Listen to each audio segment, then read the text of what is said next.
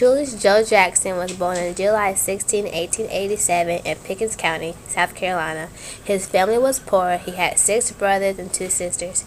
Jackson never went to school his whole life, therefore he was illiterate. He worked at the cotton mill till he was 13. Every day after work, he would go across the street and play baseball. By his early teen years, he started playing baseball for the Mill Village. During the games, his brothers went through the crowd and would pass around a hat and ask people to put money in the hat for every home run Jackson made. They would make $25 a game, which was more than what they made in the mill. After he found out that he made more money playing baseball than working, he eventually quit and continued playing baseball, which later became a success. Shoeless Joe Jackson got his nickname because his shoes gave him blisters and were falling apart, so he played barefoot. Later, at the age of 18, he got married to 15-year-old sharecropper Catherine Wynn. Katie, which is her nickname, was born on January 22, 1893, and later died on April 18, 1959. When Jackson got the chance to play with the Major League Baseball team, he took the chance. Once he was on his way to fame and fortune, he realized he wasn't built to be in the city. He was so used to the country. When he was on the train there, he jumped off and returned back to his home. He did this every time he was about to go play pro baseball. Joe's home runs were called Saturday Specials. His line drives were called Blue Darters. His glove was called A Place Where Triples Go to Die, and he could throw the ball more than 400 feet. Crowds would cheer and clap when Jackson came to the deck.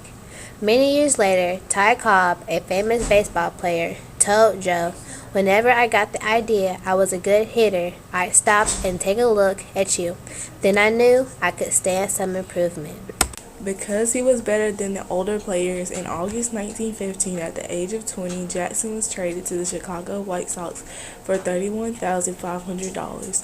Jackson didn't want to, but he took the money. The White Sox won the World Championship in 1917 and the American League in 1919.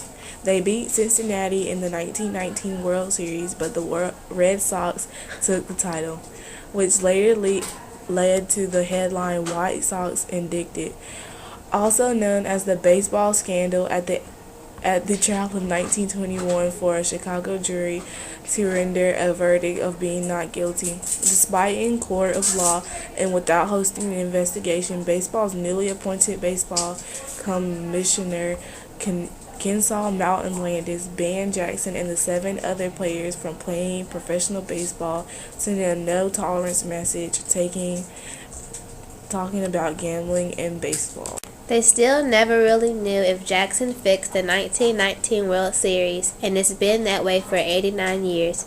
Many people were very shocked. They said things like they didn't want him in the Hall of Fame. Jackson later was interviewed and told the Sporting News, "Regardless of what anybody says, I was innocent of any wrongdoing. I gave baseball all I had. The Supreme Being is the only one whom I've got to answer." If I had been out there booting balls and looking foolish at bat against the Reds, there might have been some grounds for suspicion. I think my record in the 1919 World Series would stand up against that of any other man in that series or any other World Series in all history. Shoeless Joe Jackson. You may not know it, but Jackson helped South Carolina in 3 ways. Him being successful in baseball gave South Carolina a name, made South Carolina famous. Some people were so inspired by Jackson's story that in 1980, W.P. Kinsella wrote a novel called Shoeless Joe Jackson Comes to Iowa, and many other books and authors were published after. In 2006, Joe Jackson's house was taken down and moved 3 miles and rebuilt on Field Street in the west end of Greenville, South Carolina. In July 2007, Jackson's house was deeded to be a museum and a historic place for people to go learn about him. On June 21, 2008, fans celebrated the grand opening of the museum located inside the house where Joe Jackson lived and then later died on December 5, 1951, from old age. The museum holds records, artifacts, photographs, films, and other items of interest associated with the life and baseball career of Shoeless Joe Jackson. A book collection related to baseball is housed in Joe's former trophy room. Donations of books have been made by baseball lovers from across America. The number on his house is 356, which is the number of Joe's batting average, the third highest in baseball history after Ty Cobb and Rogers Hornsby. You can see this house beside Floor Fields today. If you decide to go to a game of Floor Fields and you dress like Shoeless Joe Jackson, you might get a free ticket. Today, people put baseball shoes, signed baseballs, and baseball bats around Jackson's gravesite.